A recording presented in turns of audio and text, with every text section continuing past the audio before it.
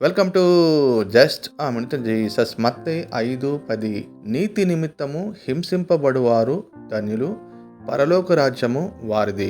నీతి నిమిత్తము ఆకలి దప్పులు కలిగి ఉండటము ఒక కోణమైతే, మరొక కోణము నీతి నిమిత్తము హింసింపబడువారు కూడా ధన్యులే.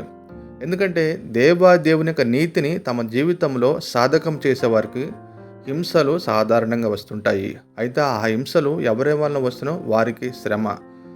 క్రీస్తు నిమిత్తము సద్భక్తితో జీవించే వారికి హింసలు పొందుతారు. కాబట్టి హింసలలో దేవుని యొక్క నీతిని కలిగి ఉండాలని దేవుడు గొప్ప ఆత్మీయ సత్యాన్ని తెలియజేస్తూ ఉన్నారు.